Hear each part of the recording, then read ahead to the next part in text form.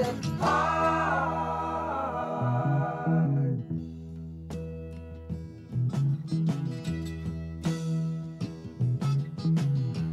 Friday evening, Sunday in the afternoon. What have you got to lose?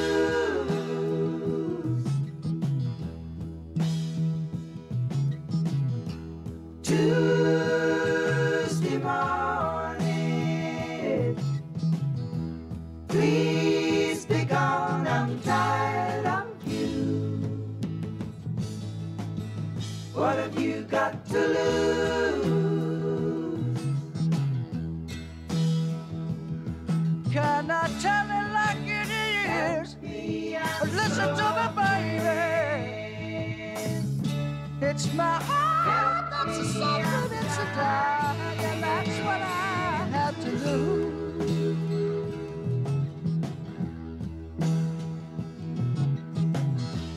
I've got an answer. I'm going to fly away. What have I got to lose?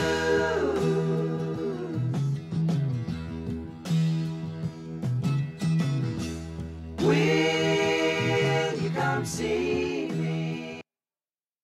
Hello, hello, hello. Hi. I have no idea what's up with you. So come on down. Let's get this fun started tonight. Everybody all dry? We're all good? Temperature dropped about 20 degrees. It's a good thing. So, well, welcome to... I will come over and sit next to you. I used to be a teacher, so I know that look, where I just come and look at you and say,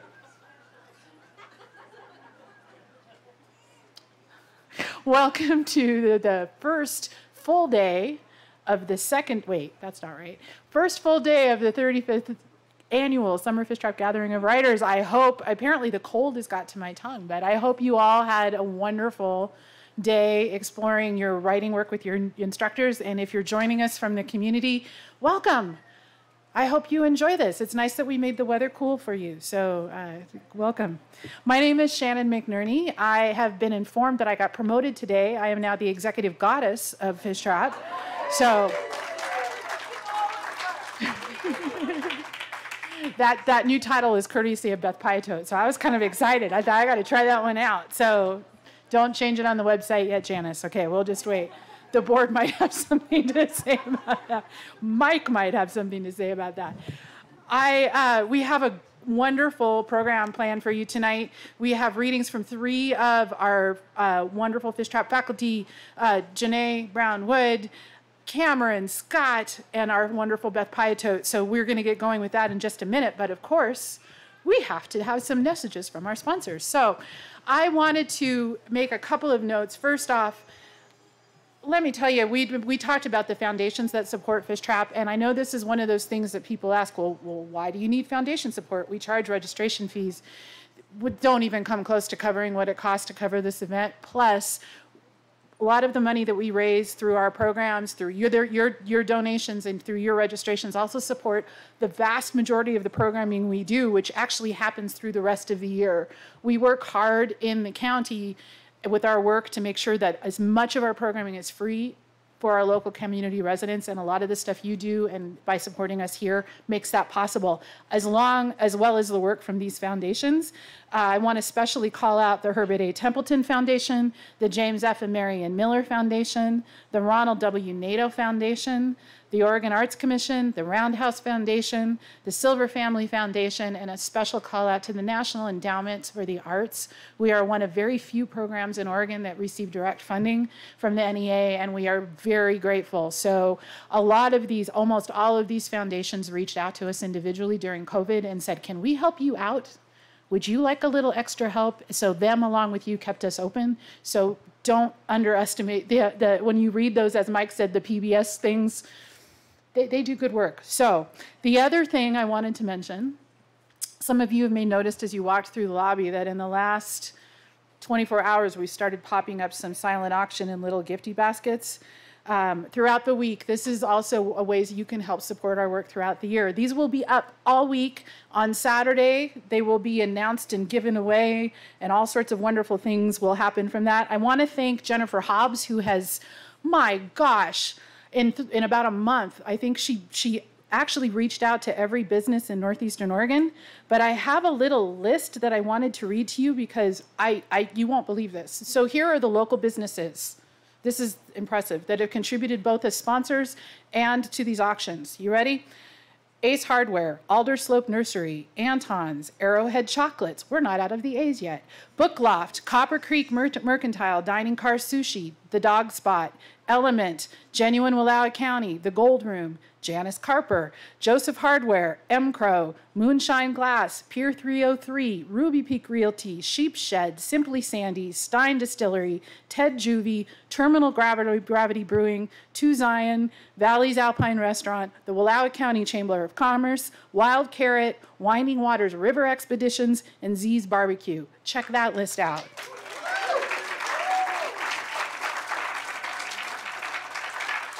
On the back of the program, I added a statement a few years ago that could not be more true than it is right now. Fishtrap could not do what we do without the support of our Wallowa County community. To the many local volunteers, writers, businesses, family, and friends who help us throughout the year, man, we do it for you, and we thank you so much. I also want to give a special recognition to the Wallowa Lake Lodge, and especially to Madeline Lau for their partnership. So please thank you all. You can thank them and us by buying a raffle ticket in the lodge tonight after the program. So there will also be a signing after this evening's readings with Beth Cam and JaNay. Wowzers, I'm looking right at her, the talent. So they will be in after the, please go and see them and visit them and buy all the books. So thank you very much. Last night, we started a tradition that we're going to continue tonight by following up on what we are really starting to learn to embrace, which is that we can talk about our acknowledgement that we are standing on the homeland of the Nez Perce people. But without that acknowledgement, without action, it means nothing. So part of our action is every night we're going to teach you another word. So I'd like to welcome Beth Piatote up for tonight's lesson. Tatzhalach. I realized after I taught you Tatzmewi that then afternoon, like nobody could say it. Although Aaron Abeta gets points for saying Tats Tardes. So, thank you. Mix it up.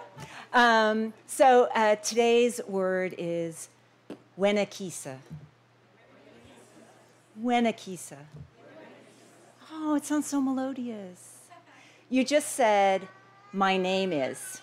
So the way our language works is a lot of our words are actually sentences because our language is structured so that words are made where there's a root verb in the middle, and then the front of the word is the who and the how, and the end of the word is the when and the where.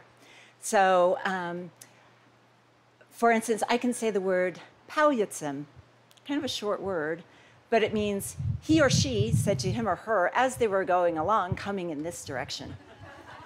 All of that is packed into the tiny word Pauyatsem. Anyway, Wenakisa, the root word is to place, and the prefix is with words. So when you say, my name is, you're saying, I am placed with words.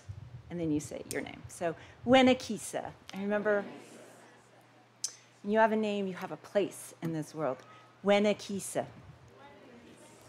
I also want to point out Sarah Hennessy has joined us. She's a member of Le Coupe Sime, a member of the Nez Perce tribe and a language activist. So now you have more people to ask, how do you say it's raining in Nez Perce?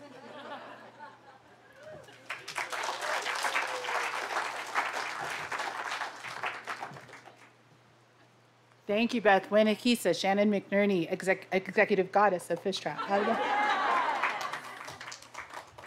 Well, shall we have some fun? All right. sometimes you get to meet people that are super special, and as soon as you meet them right away, you think, I just think I met a friend. And all three of these writers tonight have hit me that way at some point. And my newest friend, we're going to start up with tonight. JaNay Brown-Wood joined us last year bravely online to teach a children's literature writing workshop, and was brave enough when Mike said, you know what, I think she'd be great at doing a youth writing workshop, and said yes when we asked her. So she's got a tribe of, I think, 9 students this year, and they're, I think, already in love. So let me tell you a little bit about JaNay. She's an award-winning children's author, educator, and scholar. She is no longer an assistant professor at California State University, but she is teaching in the Sacramento area. And that's by a wonderful choice on her part. So, she's her first picture book, Imani's Moon, won the NAESP Children's Book of the Year Award, and it's lovely if you haven't seen it. And her second book, Grandma's Tiny House, A Counting Story, received a star review from the Publishers Weekly and won a CELI Read Aloud Book Award. JaNay has more than 10 forthcoming books, including Why Not You, with Sierra and Russell Wilson. Please join me in welcoming JaNay Brown-Wood to the stage.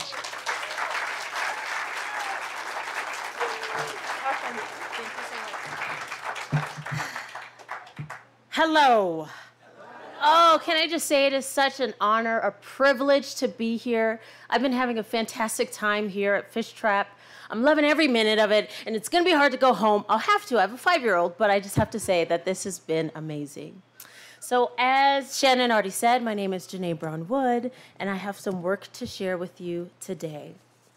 So, yeah, I know. So I was thinking about the theme of Fishtrap this year, right? Renewal. And I appreciated Shannon's definition, especially the one that stated something along the lines of an instance of resuming an activity or state after an interruption. And I felt like that dovetails beautifully into the part or a piece of my process as an author, specifically reflection. I think renewal and reflection go hand in hand. Now, it's kind of like this for me. I have these experiences, right? We have these experiences. We live, we wish, we dream, we explore, we live, and then we take a moment to breathe. Right? And reflect. That's what I do. That's a piece of my process.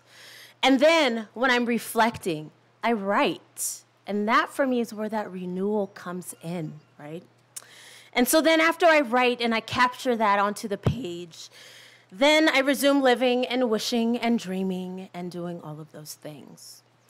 Now, for me, writing helps me to reflect. It helps me to breathe, and it really does help me to renew. Do you feel the same way? Absolutely, right? But then, for me, as a children's author, those things that I reflect on allow for me to write stories for children so they can see themselves on the pages of books in authentic and beautiful ways, especially since statistics actually show that there's a lack of diversity in books for children.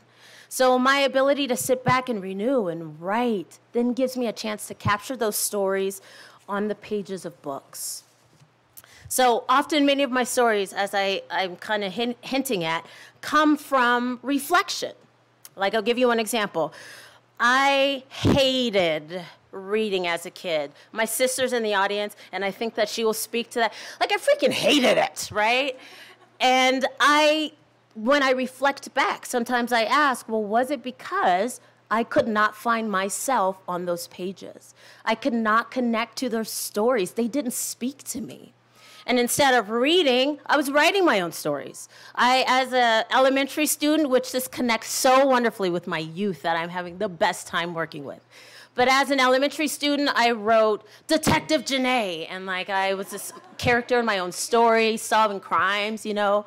I wrote this series of unpublished, I illustrated them too, unpublished books called Taylor the Tyrannosaurus Rex, which was inspired by my little sister. So I didn't like to read, but I liked to write. Well, Let me say, I like to read what I wrote, right?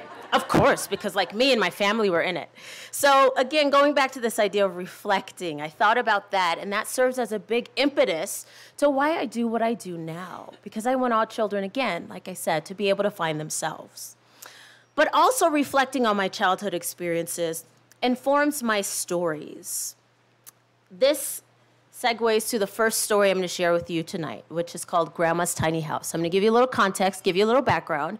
My dad, at one point, had 13 living siblings. And those 13, many of them had kids, and then some of their kids had kids, and then some of their kids had kids, right? And so when it was Thanksgiving time, we would all pile into my grandma's. It wasn't a tiny house, but when you have that many people, it sure feels tiny, right? So that was the inspiration for this first story I'm going to share with you today. Now, I'm going to give you a kind of a heads up. When I read my books, I read them the way I do with children. So you get to be my kids today as I'm reading my stories, okay? Grandma's Tiny House Accounting Story by me, JaNay Brown-Wood, and illustrated by Priscilla Burris. Now, I'm going to hold it up. I know you in the back can't see it very well. Just, humor me. Pretend like you can see. But I'm going to hold it up so you can see the pictures. Tiny in size, at the edge of Brown Street, sits Grandma's old house where we all go to meet. Grandma's house stays small as the family grows. Will everyone fit inside this time? Who knows? One grandma waits in her big, easy chair while two turkeys send scrumptious smells through the air. Three neighbors knock on the brown wooden door with 4 pots of hot greens and ham hocks galore. 5 family friends strut straight up the stairs with 6 dozen biscuits and jam made of pears. Luckily, we already had dinner, right? Because you would be getting really hungry from this book. I know. 7 cool uncles stroll up in a line with 8 jugs of lemonade, ice cold and fine.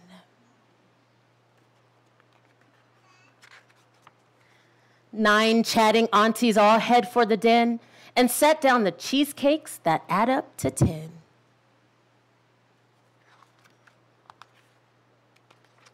Eleven nephews join, slapping high fives and fumbling 12 sweet potato pies. 13 thrilled nieces burst in on the scene with 14 fresh honeydew, juicy and green. And who is that running? Last but not least, 15 hungry grandkids stampede to the feast. I always like to ask kids when I'm reading this. I'm like, well, what did the grandkids bring? And really, a kid had answered, their appetite. And I was like, you know what? That works. That works. That's when the walls bulge. There is no more space. How will we all eat in this too tiny place? I know. We've stuffed this old house, but the yard's long and wide. Why don't we move our big dinner outside? So out skip the neighbors, nephews, and nieces, while uncles and aunts lug dinnerware pieces.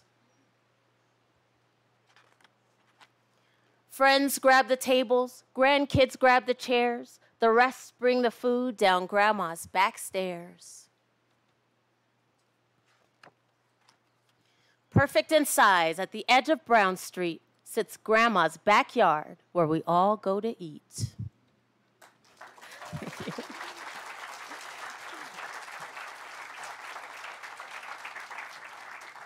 Thank you. So that's the first one I wanted to share with you.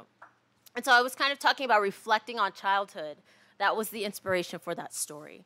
But I don't always just focus on childhood. I actually will reflect on my adult experiences as well. So I told you how my dad had 13 living siblings. You know, I got a giant family.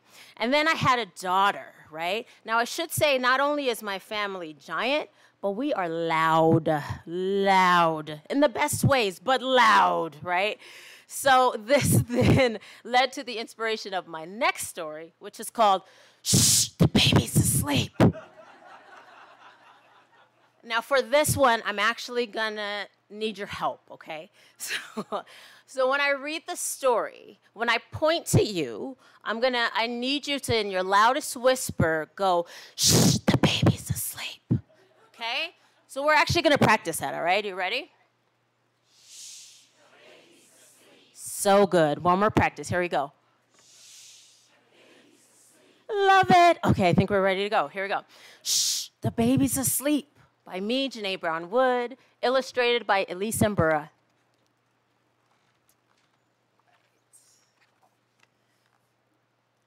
The baby's asleep.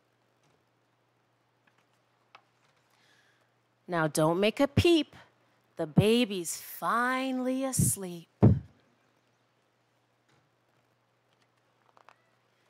Mom creeps to the door and hears sounds from the floor. Creak, creak, creak. Yes, so good. Daddy's loud belly wants PB and jelly. Grumble, grumble, grumble.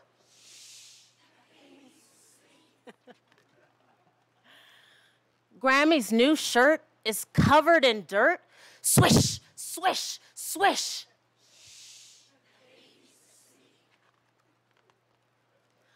Pop-Pop's red nose just needs some good blows. Achoo! Achoo! Achoo!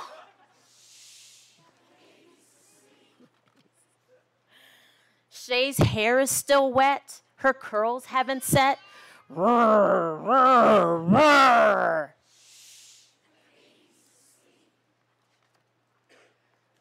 Dante's toy truck needs its wheels unstuck. Bang! Bang! Bang!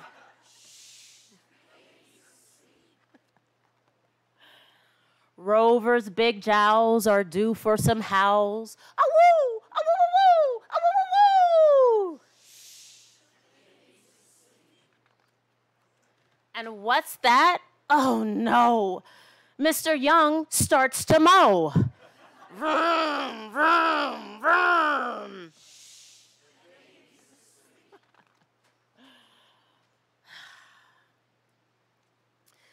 Creak. Uh-oh. You know what's coming next. I'm going to scoot away from the microphone for this.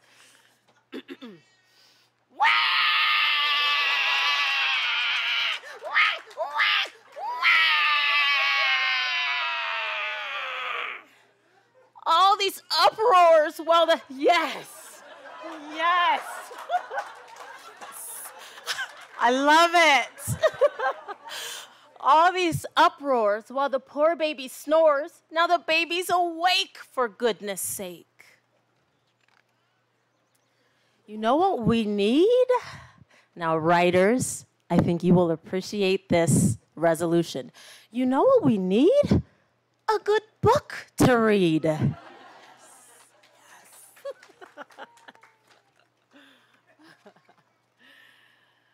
Now, don't make a peep.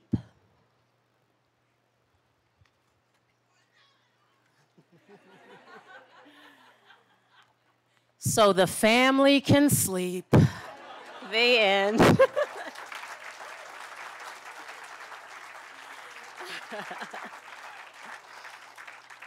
All right, I think I have time for one more. So, as I said, so while reflection helps to ground me and inspire stories, I found that sometimes stories that I write are also aspirational, right? Like goals and dreams in a metaphorical sense that I may not have even realized was there. And then I realized really after the fact, like touching the moon, right? That's definitely a metaphor when we think about goals and aspirations that seem impossible. So that leads me to the last story that I'm going to share with you. I shared this one last year too, but I just feel like since it's such a story of perseverance and publishing is difficult, it's a good story to hear again. Now, really quickly, I'll just give you a little bit about my path to publication. It took 8 years from the idea of Imani's Moon, the conception of the idea, to actually holding the published book in my hand. 8 years. And in those years, it was fraught with no, no, no, rejection, rejection, rejection, no, no, no, no. So I think it's important to kind of keep that in mind, you know. This book had so many no's, but it only took that one yes. And because of that yes, now I can stand up here and say just in 2022, I've got 10 books coming out just this year, right? So thank you. This is just really to say that it can happen. It can happen. It takes perseverance and hard work, but it can happen. So I'm going to share with you Imani's Moon. Imani's Moon by me, JaNay Brown-Wood, and illustrated by Hazel Mitchell. Imani was the smallest child in her village. Look at tiny Imani, the other children teased. She's no higher than a lion cub's knee. Careful, they called to her. Don't let the meerkat stomp on your head. Minnie, Imani, you'll never accomplish anything. Day in and day out, the children teased her, and Imani began to believe them.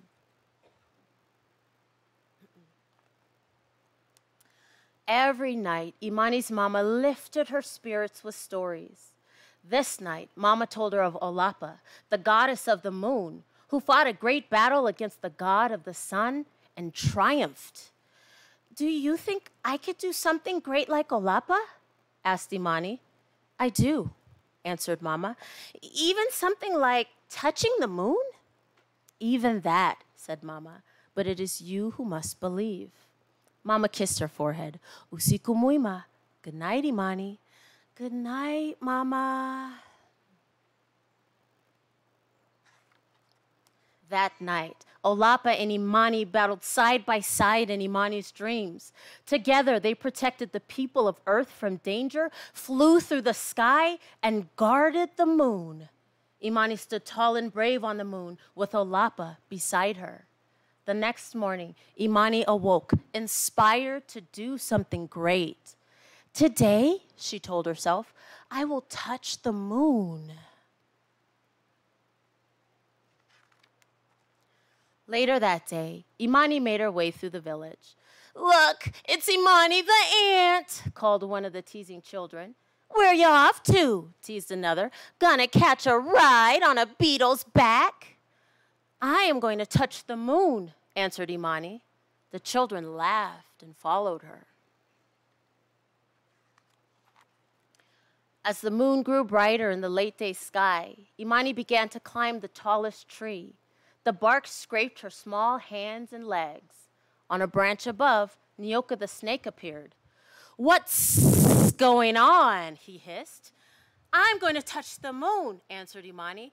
That's impossible, he jeered. It's much too high. Imani climbed on. As she got higher and higher, climbing became harder and harder. She stretched herself to reach the next branch, but lost her footing and fell to the ground with a thump. Maybe I won't touch the moon, she sighed. I think she's saying, don't give up, Imani. I believe in you. Yes. That night, Mama told Imani about Anansi, the small spider who captured a snake to gain a name for himself. Mama, do you believe that a spider so small and weak could really capture a snake so long and quick? Imani asked. I do, answered Mama. Even if no one else believes it? Imani asked. A challenge is only impossible until someone accomplishes it, Mama said. Imani, it is only you who must believe. Imani drifted to sleep and dreamed that she climbed to the top of the highest tree in her village, captured a snake, and made a name for herself. The next day, Imani searched the village and gathered twigs, leaves, sticky berries, and rope. Then she headed back to the tallest tree, sat down, and got to work. "What's Imani the Tiny up to today?" teased the children. "I'm going to touch the moon," Imani answered. As the moon began to appear, Imani pulled her creation onto her arms. She spread her arms out wide and sprinted past the tallest tree as quickly as she could. Imani's wings caught a gust of wind. She soared as high as the treetops. "What are you doing up there?" asked Sokwe the chimpanzee, confused to see a flying human. "I'm going to touch the moon," Imani called. "You can't do that. Give up," mocked Sokwe. Imani flew on. Then suddenly, a strong burst of wind, too mighty for her delicate wings, sent her sailing into the tree with a crash. The children laughed and left her behind. "I give up," she sighed. Heading back home, Imani heard her village gathered in celebration. The young warriors were performing the adumu, the jumping dance. Over and over again, the warriors jumped high into the sky, their heads caressing the clouds. Cheers and chants rang from the proud villagers. One of the warriors jumped higher than any other. This warrior seemed to fly. Imani could not look away. She cheered the loudest for him. After the celebration, Mom and Imani returned home. Too tired for a story, Imani went straight to sleep. Her dreams danced with visions of the adumu. The cheers and chants from her tribe still echoed in her head. When morning broke, Imani went to the tallest tree. The teasing children followed. "She's gonna climb again," they hollered. But instead, Imani jumped. One jump. 2 jumps, 3. Each jump took her higher and higher and higher. Imani jumped all day. As the sky grew darker, Bundi the owl flew by. "What are you doing?" he asked. "I'm going to touch the moon," Imani answered. "Don't fool yourself. You won't make it," hooted Bundi. But Imani jumped on. Her body grew tired, her legs ached, her feet throbbed, and the children continued to taunt. But, like a warrior, she jumped higher than each jump before. In her mind, she could hear only the cheers and chants of her proud villagers. She could see only herself as one of the warriors rising from the earth. She kept her eyes on the moon above and felt herself getting closer. With a final push of her legs, Imani jumped once more and soared through the night sky. She landed on the face of the moon. "Olapa," Imani called. "I am here. I am Imani, and I have made it to the moon." "So you have," said a voice in the wind. "Welcome." Imani clapped. She laughed. She sang. She rolled in the moon dust and danced with excitement. As she celebrated, she noticed something shiny. She picked up the thing that dazzled her eye and turned it over in her hands. It was a small, round moon rock, her own tiny moon. "A gift for you, Imani the Great," said the voice. "Thank you, goddess of the moon." Imani smiled.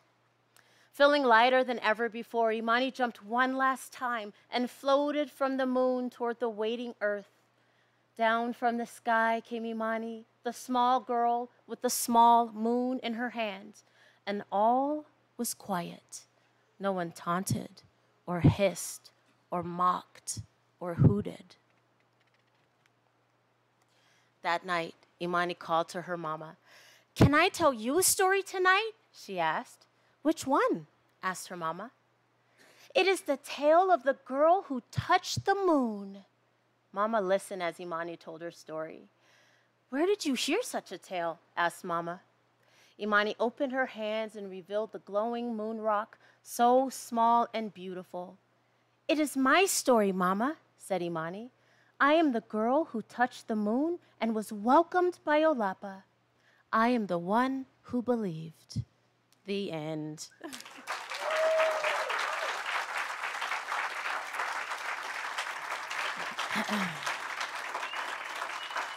So I am probably like way over my time, but the last thing I just want to say, I'd like to conclude by saying that those of you who are striving to publish, don't stop. Do not stop. Write. Find your way to renew. Don't give up. Persevere, right? Imani touched the moon, why can't you? So to end my reading, I just want to leave you with the wise words of Imani's mama, right? A challenge is only impossible until someone accomplishes it. It is only you who must believe. Thank you.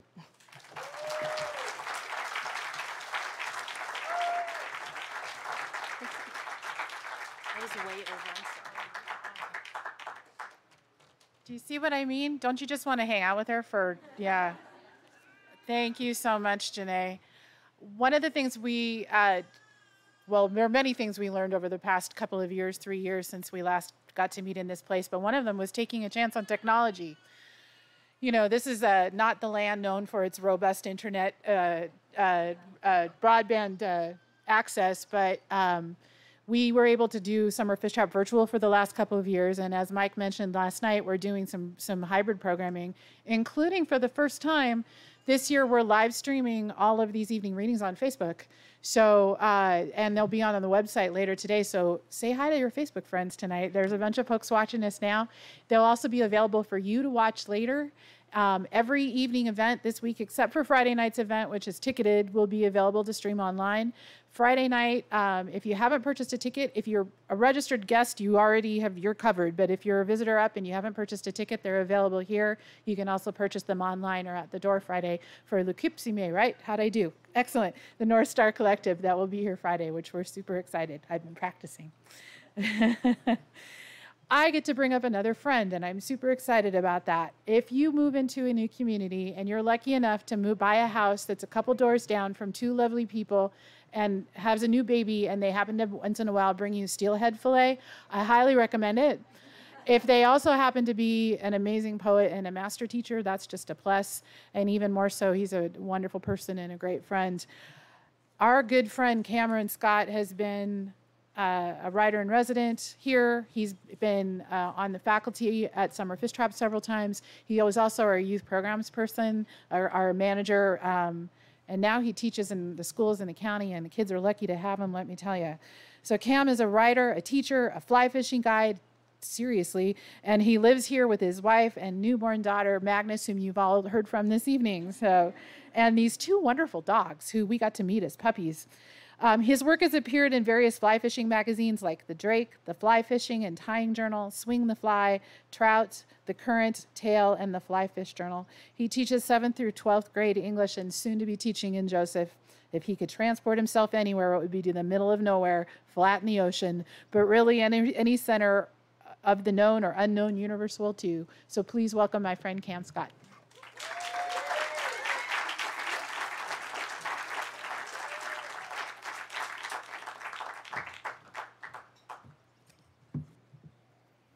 Wenakisa, Cameron Scott, the luckiest guy in the world. JaNay Brownwood, you just got so much magic. Thank you. And I cannot wait to hear Beth in a little bit. So thank you, Fishtrap, for having me here. It's really great.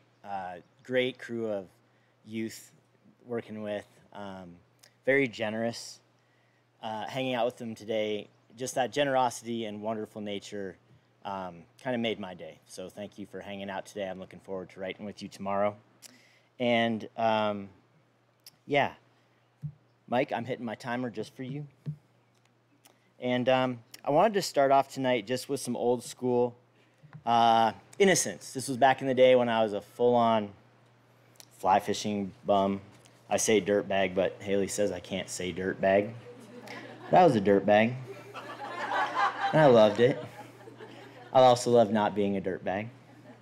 And one of the first things I connected with, just a love of animals, right?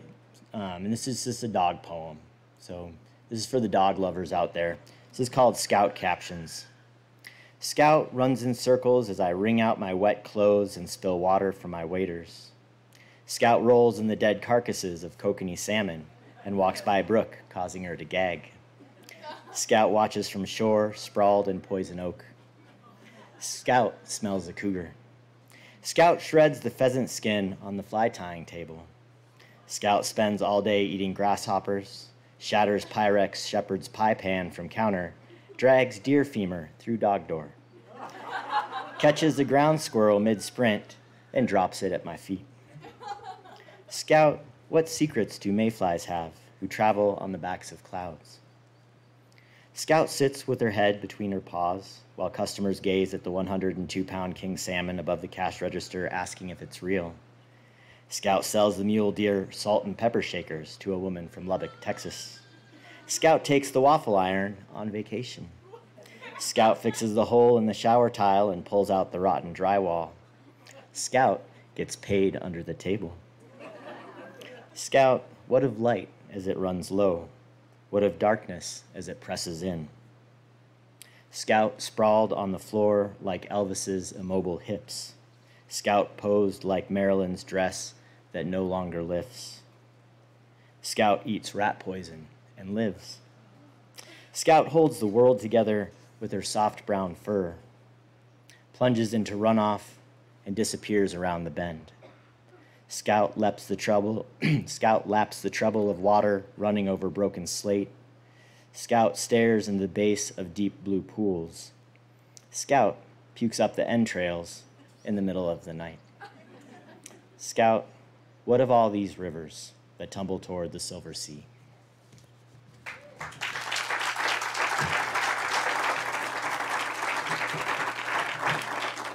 Thank you. Scout thanks you as well. She's since passed on to a beautiful doggy place somewhere where there's lots of dead fish.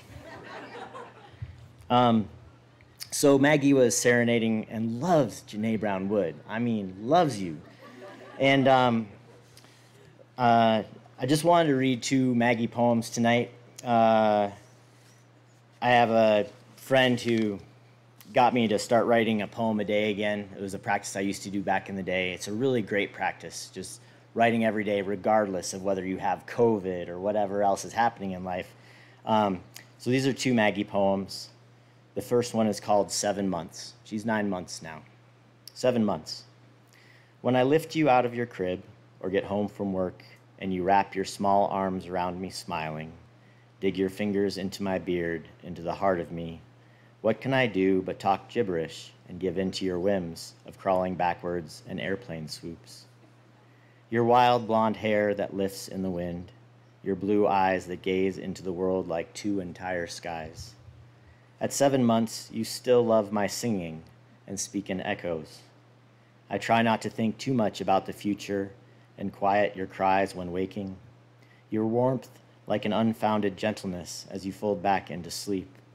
Your sighs of contentment as time passes, the world so small but full of this gentle, steady life, the most persistent teacher I know.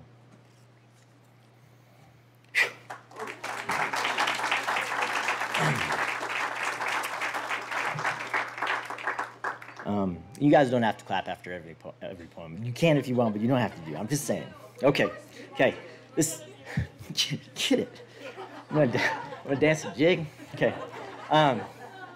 This next poem is called Blessings, and some of you might be familiar with James Wright's poem Blessings about these 2 ponies off the highway. And sometimes in this poem a day project, I lean on my fellow poets a lot, right? And so I leaned on James Wright, and the beginning of the poem kind of starts that direction, and then Maggie does some things you're gonna see. Blessings.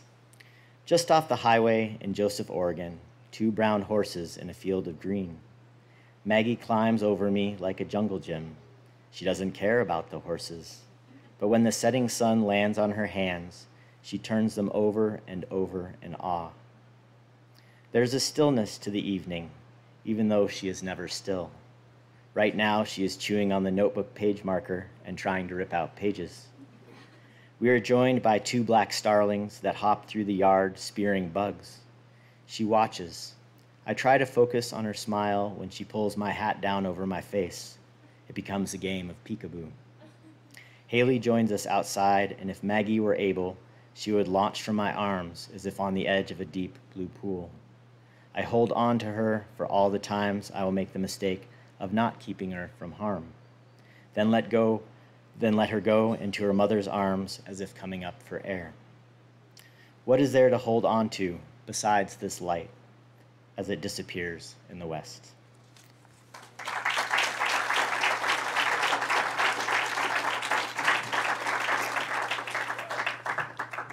Are there any? Hey, buddy. I got to abuse Aaron for like 2 days before he showed up to Fishtrap and take him fishing. You should talk to him about it. Yeah. Speaking of which, are there any fly fishers in the audience? Okay, this poem's going to be for you all. The fly fishing lifestyle is really strange and wondrous, kind of just like this poem. This is called The Second Law of Fish. It's part of a 5-poem series. Second law of fish. When entering a fly shop, enter slowly with arms down and palms facing forward. Do not make any sudden movements or fire random questions at employees behind the counter. Friend, you have 3 questions. Choose them carefully and do not waste them jumping up and down the rabbit hole of fish you caught one time, or where you have been, or how full of prowess and stealth you are. When your lips move, do not face forward like a sphinx or Cheshire cat. Though you may be like Alice in Wonderland at the sight of row upon row of rods and bin upon bin of flies, listen carefully to what is said and left unsaid. Even if you do not understand, listen carefully, for time is a river, and once on the river, you shall unfasten yourself from time.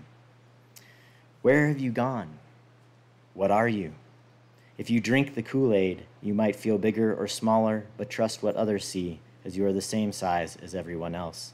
I repeat, you are the same size as everyone else, and so do not think your head will break through the ceiling, or you must wrestle with each size 24 midge for your very life. Just smile pleasantly, as you will be asked what you need and given more than what you think you will need.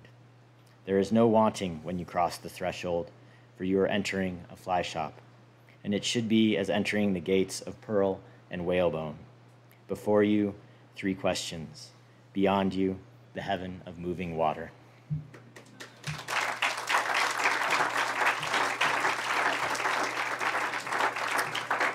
And I'm very lucky my dad and his partner Cynthia cruised in this evening to spend some time with Maggie this week. And in this is a book of poems called Watershed.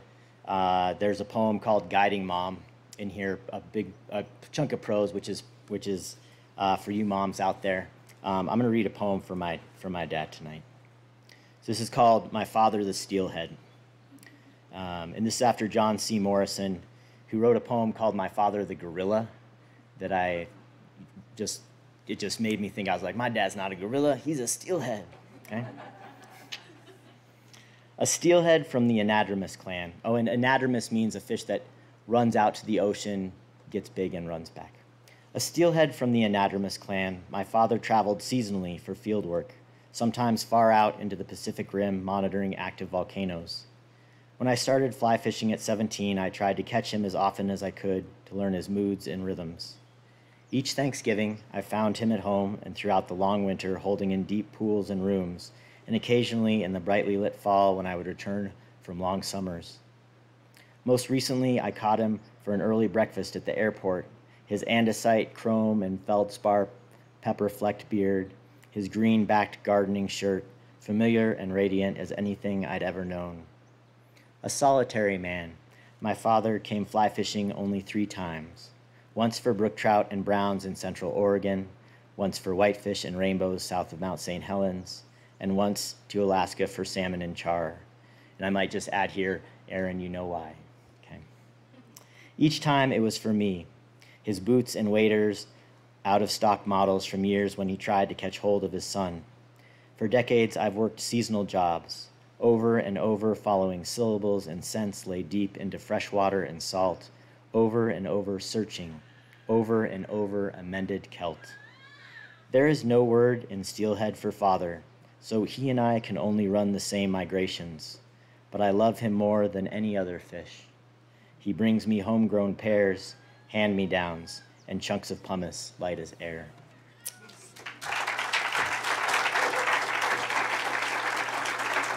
Thank you.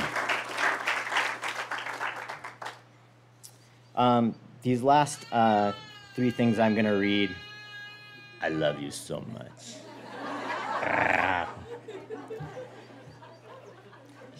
Her name is Magnus. Just saying. So this next one is called Renewal. I love the theme of Fishtrap this year, especially after the last few years and what we've been experiencing.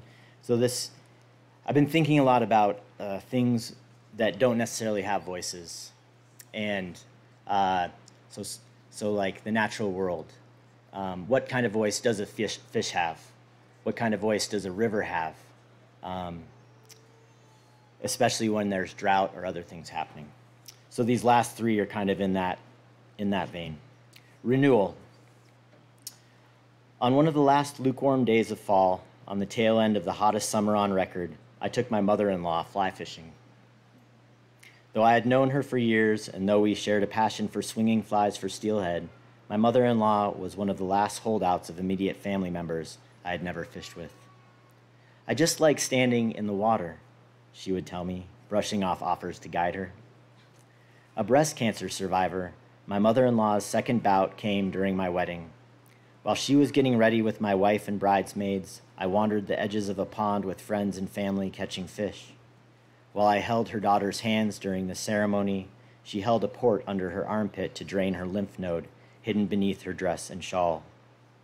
While I spent the rest of the summer guiding clients, she went through rounds of radiation and chemo. A few years later, the second round of breast cancer turned into a third, along with the loss of her father and a second mastectomy. When we did cross paths, it was in other places than home, in circumstances where fishing, if we had the opportunity, was far from her mind. When guiding came to a grinding halt last July due to drought, I went through the paces of life. Smoke hemming in sky, bleached river rocks hemming in river, third trimester of pregnancy hemming in my wife. At the end of September, my wife gave birth to our first child, and I took 2 weeks off.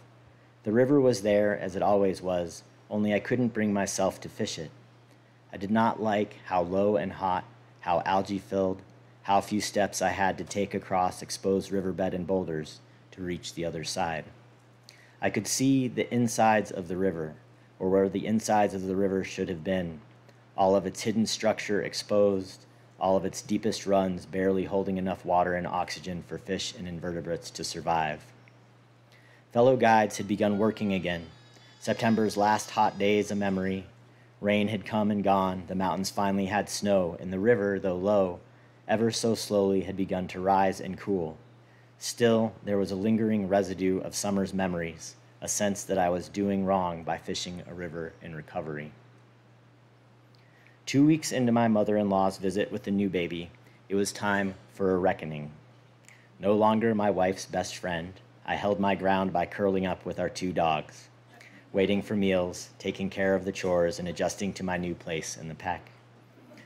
As we sat around the living room one Saturday, I mentioned fly fishing. The dog's ears perked up, but no commitments were made. Nothing more was mentioned. When Sunday rolled around, my wife suggested it again. Waiters were tried on. Suddenly I found myself in the familiar setting of my truck's cab, dogs in the back seat, mother-in-law up front, fly rods sticking out the back of the tailgate. Ready or not, it was time to fish. The stretch of river we wandered was rechannelized a few years ago and heavily braided.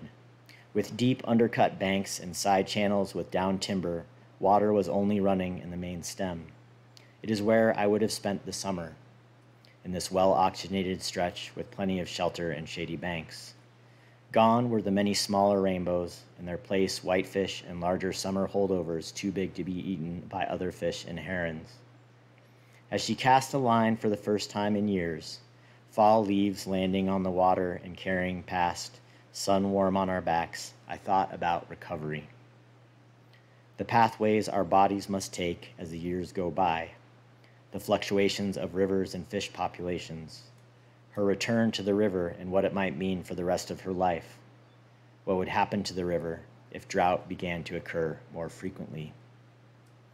There were no answers, just what light can be found wading through fall currents and immersing in riffles, but that was enough. She remembered, as did I, what it means to enter into the world of a river, even a river in recovery. Both of us had been missing something in our lives, the movement of water like balm.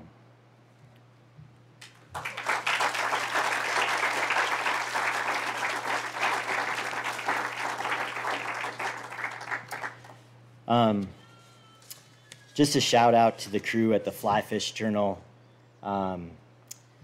There's a poem that they published this summer called The Migration of Smolts, and a lot of my poems have found a place there, and I'm very grateful to them for that.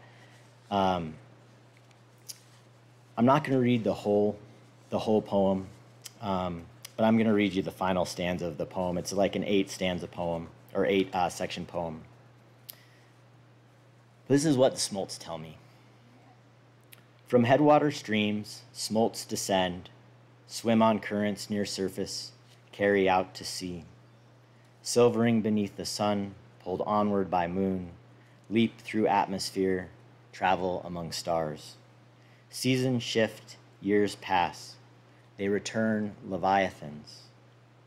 Do better, they say, for we have traversed the ocean, and no other rivers lead home.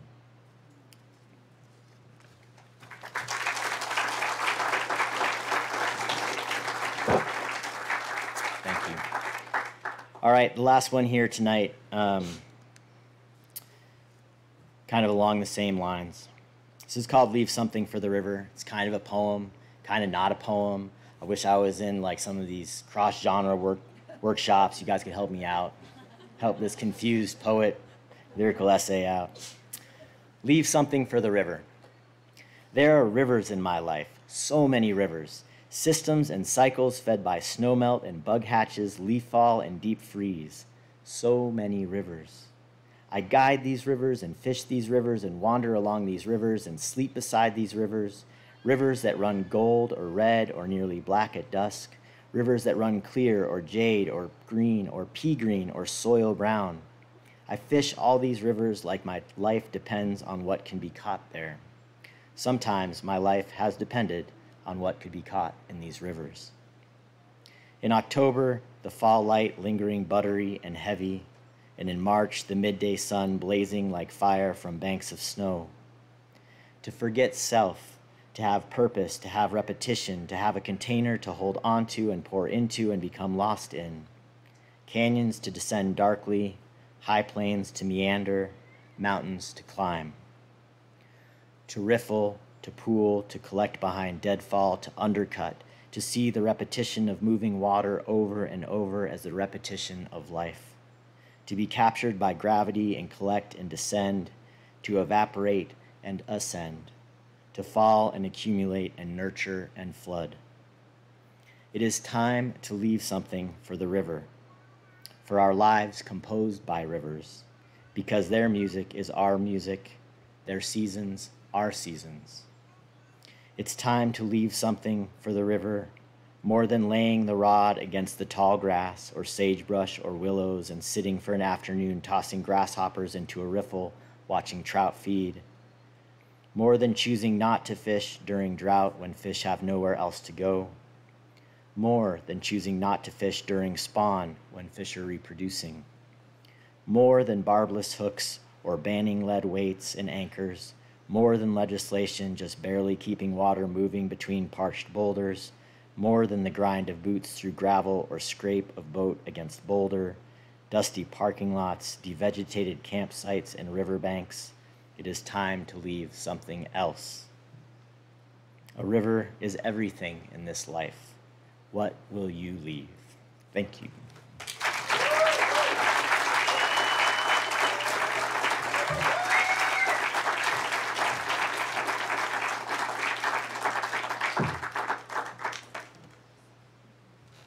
Thank you, Cam and Magnus. So, well, shall we bring up a favorite here? I would like to introduce Beth Piatote. She's a writer of fiction, poetry, essays, plays, and scholarly works. Her 2019 mixed genre collection, The Beadworkers Stories, Beadworkers Stories, which if you haven't read, you must, was longlisted for the Aspen Words Literary Prize and the Penn Bingham Prize for debut. Wow, debut. What time is it? Prize for debut short story collection. I'm sorry, Beth. And shortlisted for the California Independent Booksellers Golden Poppy Award for fiction. Her play, Antigone, was selected for the 2020 Festival of New Plays by Native Workers at the Autry. She is Nez Perce, enrolled in the Confederated Tribes of the Culver Reservation, and a founding member of Lukipsime North Star Collective, a group of Nez Perce writers and language activists whom you'll hear from Friday. It's funny that I could say that, but I couldn't say debut. She's a professor at Cal Berkeley with a brand new title that I'll let her tell you about, and she is a wonderful person and a friend of Fishtrap and will be part of us forever. Welcome home and welcome to the stage, Beth Piatote.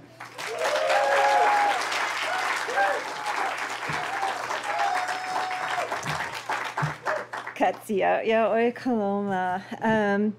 You know, the audience at Fishtrap is always so warm, and I feel extra warmth coming from everyone tonight because I have to go after JaNay and Cam. Beautiful, inspiring, amazing. It's an honor to be on this stage where you have offered such beautiful words and spirit. I want to say, Katsia'ao, I have two wonderful children, Twyla and Diego, and they have been incredibly supportive of me as a writer and even a mother. And Twyla, my beautiful daughter, is here with me at Fishtrap, and so it's extra special to be here in our homelands with her. Also, I'm wearing her earrings that she made.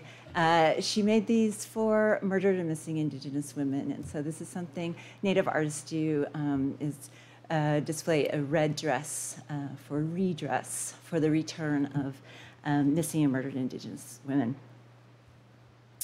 I want to give a shout out to this beautiful book of poems by Michael Wasson. Michael Wasson is a Nez Perce writer. He grew up in Lapwai. And this book just came out from Copper Canyon Press. Our wonderful bookstore, The Book Loft, is offering it. And believe me, you will love this book. So big promotion for Michael Wasson. I'm just going to be reading 5 poems tonight. And all of my work in poetry, because I'm not really a poet, but I decided to take up poetry because it's very useful for language revitalization, because there are certain things poems can do to help us really integrate and learn our language. And this is part of the work of, well, it's the main work of Lukipsime as well. And so the first 2 poems I'm going to read, there's only one Nez Perce word in them, but the poem in English is trying to express certain ideas about that word. So the first poem I'm going to read has the word Houtnen in it, and Houtnen means holy or sacred. So listen for this word when it comes, Houtnen. This whole poem is about helping you remember this word. The poem was inspired by a tourist article in the Smithsonian Magazine. So, 9 places where you can still see wheel tracks from the Oregon Trail. On my right metatarsus, you can see the swale caused by wet wagon wheels coming out of the Big Blue River, heaving their sodden burdens over the top of my arched foot, cracking the delicate bones below. On my skin, you see their names carved with sharp knives, marking the springs that offered fresh water. They took long drinks and left white scars. The climb up my right calf was so steep that heavy wagons made deep ruts still visible today. This grade was the first major acclivity and likely to give the faint-hearted doubt. A bare road runs the length of my thigh. Sharp double lines billed as pristine trail ruts, as though my body did not exist for itself. Houtnen, perfect, sacred, holy. My lower belly, made of sandstone, yielded to the roll of the wheel. So soft was the sandstone that it wore away under each creaking load. This patient erosion hewed tracks 5 feet deep, tracks deep enough to swallow a child. To avoid the winter, they raced to reach my left hip bone by the 4th of July. To celebrate, they etched white names in the jutting dark granite of my hip, calling it Independence Rock. The climb up my glutes was so long and steep that the descent was even more dangerous, as testified by ruts like claw marks on both sides, a reminder of what it means to rut, to mount a body muscled and soft. In the wide open plain of my back, single tracks spread out to doubles and triples. Vast and inviting, my back shredded under the gyre to make passing lanes. Across the sharp edge of my cheekbone, on the cliff face, is planted the historical sign that indicates the final set of tracks and provides an impressive view of the Columbia River as it rolls to the sea.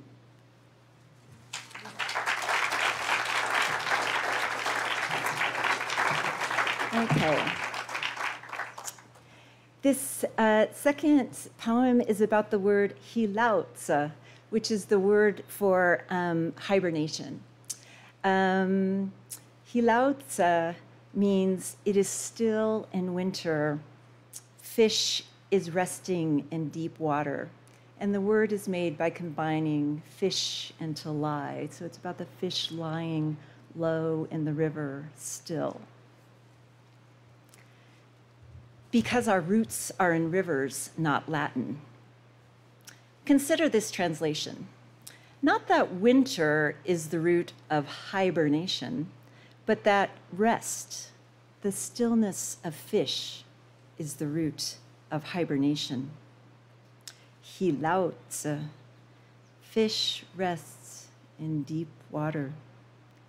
To speak the language of rivers, to survive winter's cold, hilautze, become fish and move toward darkness, muscle away from light and ice, sway to rest in deepest water, suspend effort, reaction, become only heart and essence.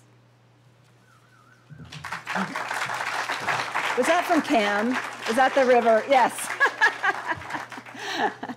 Another river fan. Okay, so one of the ways we learn how to become poets is by studying other poets. And so this next poem is a translation of a poem by Emily Dickinson. And so I decided to try to translate some American poems into Nimi Potemki.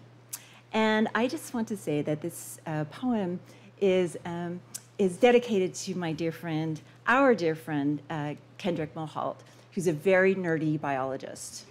And so you'll understand when we get there why this is so perfect for Kendrick. To Make a Prairie by Emily Dickinson. So I'll read you her version and then my translation. And then I'm going to explain the linguistics. So hang on. To make a prairie. To make a prairie, it takes a clover and one bee, one clover and one bee, and reverie. The reverie alone will do, if bees are few. So that's Emily Dickinson. Kepem penita techpem aus sich nachts kotznem nitzkau ka nachts kasi. Nachtsim kotzna nitzkau ka nachtsim kasi. Kahi wekki. He wektsim hi kiu salawi milatswa kasi. So what happened is this poem went from being about a prairie with any bee and any clover, to being about our native bumblebees and kotznem nitzkau, which is shooting star. It's a beautiful plant that grows here in the Wallowas called the shooting star. Our name for it is meadowlark's basket hat. So Nez Perce women make beautiful basket hats to wear, and so this flower is called by us a meadowlark's basket hat. So it actually became about the prairies right here in this land and about our bumblebees. And what's very important about the combination of this flower, it needs the bumblebee because its blossom points down, and so you got to get someone in there to vibrate. Like they got to hang upside down and shake, right? It's not going to just take one of those like hovering bees, right? It's got to be the bumblebee who's doing it. So the first time I read this poem by Emily Dickinson, I actually misread it as revelry, not reverie. So I'm like, yeah, you know. So I translated into Nez Perce the first time. I'm like, and it takes some dancing, right? Which is also indigenizing the poem, because see, you need the bumblebee to make this particular thing to happen. Anyway, little language lesson and a very important biology lesson. We need the native bees, and we need them to do their thing. So support the native bees.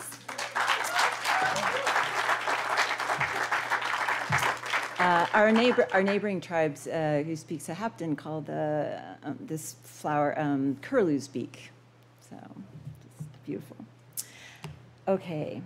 The last two pieces I want to read, I'm very delighted, appeared in this month's issue of Poetry Magazine. And the theme is land acknowledgement. And I had 3 poems in here. I'm going to read 2 of them. I'm a big fan, and you are too, of Walt Whitman. Walt Whitman. But one of the things I always found curious was, or one thing that was very obvious to me was Walt Whitman's exuberance and abundance was happening when in Leaves of Grass came out in 1855, the exact same year as our treaty was signed, 1855. And so all of that exuberance and excess of Walt Whitman was only possible because of the containment of Native people, because of other kinds of texts that were being created at the same time. And so what I have done with this poem called 1855 is I open with a stanza from Leaves of Grass, and I start replacing his words with the terms of the treaty. And then the poem turns to just being in Nez Perce, and both of those texts sort of go away. And I just want to say it's really an honor to stand here on land that has been returned to our tribe. And to know this is our land forever. Yes, sing it, Maggie. Best baby. 1855. I celebrate myself, and what I assume, you shall assume, for every atom belonging to me as good belongs to you. I loaf and invite my soul. I lean and loaf at my ease, observing a spear of summer grass. Walt Whitman, Leaves of Grass. I celebrate myself, and what I hereby cede, you shall hereby cede. For the country relinquished by me, as good is relinquished by you. I loaf and convey to the United States all the right, title, and interest to my country, occupied and claimed. I give and grieve, meeting on spears of summer grass. I celebrate myself, and what I hold in reserve for my exclusive right and occupation shall be available from time to the president at his discretion to be surveyed into lots. I acknowledge my dependence and promise to be friendly. I pledge and agree not to shelter or conceal offenders, but to deliver them up to the authorities for trial. I celebrate my miochat, who bore losses that we would not bear. For nunam wakiswit is nunam titokanawit, kunku. I hold and cherish Article 3. I protect and love our usual and accustomed places, our exclusive right to take fish, to hunt, to gather roots and berries, and pasture our horses on open land. I celebrate Nunimwatis, our land, ka Nunimwatis US Nunimwatis kunku, and our land is our land forever. I love and enlarge my soul, and nesatwise inim titokan, ka Nunimwatis, timipnisa wailetpu. I love my people and our land. I remember the place of ryegrass. We are one with our land, and our land is our ancestors' land always. All the land they are lighting, the land is shining bright forever. Nunusi kustite nunimwetis, ka nunimwetis iwes nunum anokonmanimwetis, kunku. Hilakawisi la amna wetisna, wetis hilakawisa, kunku.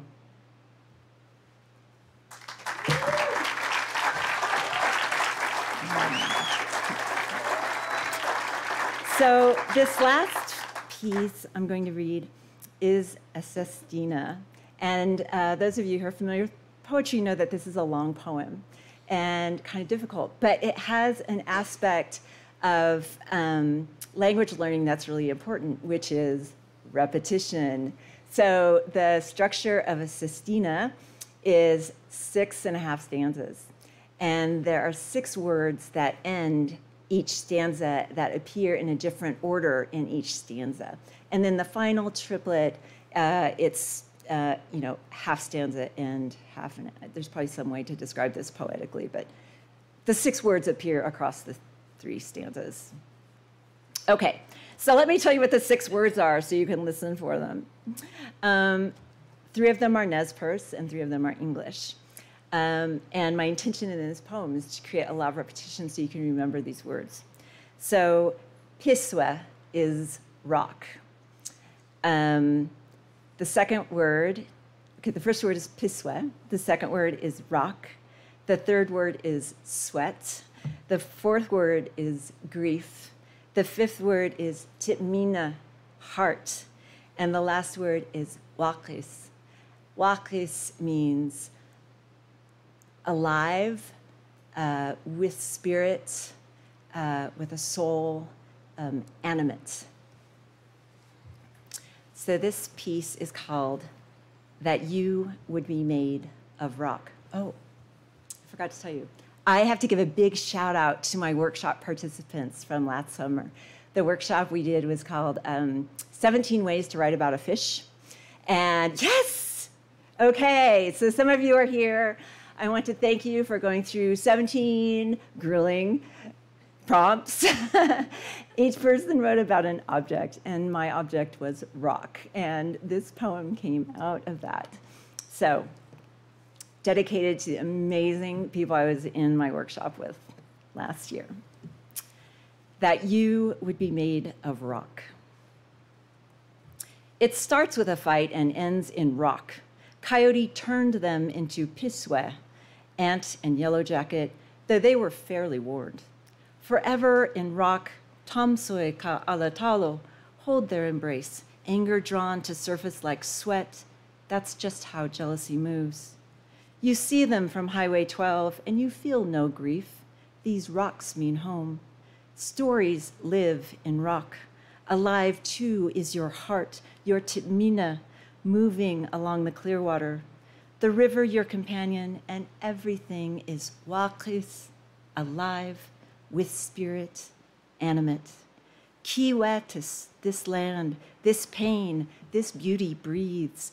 Waqis is life touching life. When I trace the arc of a ram's horn at Buffalo Eddy, memory made in Piswe, thousands of years ago. We do not forget.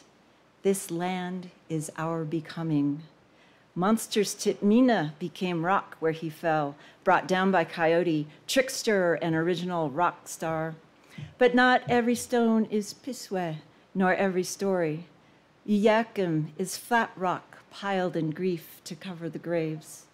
Lava rock is your relation who meets you in the sweat lodge to pray, to purify. All of it is water flowing, tears and song and alloyed sweat, garlic and booze and betrayal. It speaks through skin. Water dances on rock. Hiwakiswisa. Sweat rocks made of fire. Water hits rock and your body weeps, and grief flows beyond tears. No refuge for sorrow. No refuge when sorrow comes. Thunder shattered Piswe. That's how he made Tepachliwam. Your life breaks and you too are split rock. Your heart is not made of stone, yet even rocks sunder. Tell this to your Titmina. You are stronger than bluff or boulder. More river than rock is our foundation. Titmina muscles through. We are never far from Wounded Knee or Alcatraz. Our sweat and song are bond. A Nez Perce inmate escaped the rock and received his power from the ocean. That's Wakis Witki. Wakis, way of doing things. Power becomes medicine. Fire imbues Piswe. We go to the rock to relive and relieve songs of loss and hope and grief. On a 4th grade field trip to Massacre Rocks, we were taught to grieve for pioneers of the Oregon Trail. Oh, to be schooled otherwise, that the Titmina of the Tihualca is as great as the land itself, which offers up flint and obsidian for Piswe to flake into knife. I grew up in Tihualcamhuatis, beside the Snake River, happy for sweat, shirts to slip into after a cold swim. The snake runs through our homelands too, Wakis, despite where it's been dammed by flat walls of concrete, Soyapam, white man's rock. Coyote mostly unmade dams. At Sachpa lies his unfinished work, a half row of rock in a creek. I long for Coyote to unmake the dam at Celilo, to unbury the rock and undo the grief that has ached our souls since 1957. Celilo is silent but alive, forever Wakis. Some part of my life is underwater. What I would give to hear her voice.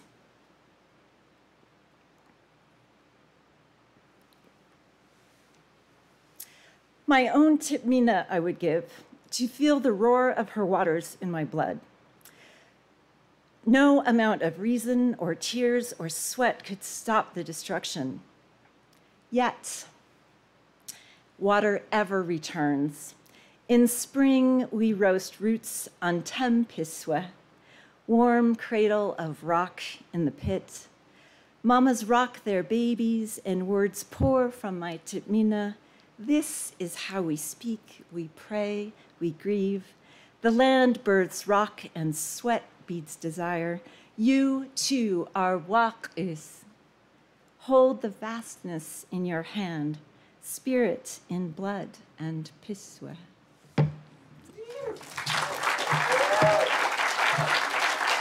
Tatsiya.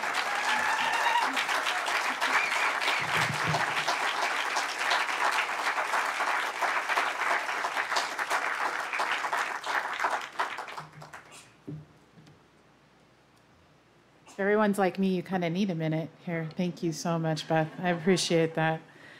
So that concludes night 2 of our readings, our faculty readings, and what a night that was. So I do want to give you a little highlight for tomorrow night, tomorrow in general. For those of you who are attending for the week, our activities, we have the Maxville Heritage Center coming in tomorrow. So Gwen Trice is going to come and talk to us about the work of the Maxville Heritage and the journey to growing an inclusive American narrative. So that will be here in the tent at 1:30. At 3 o'clock, our lovely Laura Pritchett is going to be doing a craft talk and open mic readings. And then tomorrow night is an all Colorado reader night. So tomorrow night features Aaron Abeda, Karen Avenan, and Laura Pritchett. So Laura Pritchett's busy tomorrow. So please, again, our authors, our readers will be in the lodge. You can check out our raffle tickets and silent auction items, get a book, sign a book, have a wonderful night, be safe, and we will see you tomorrow.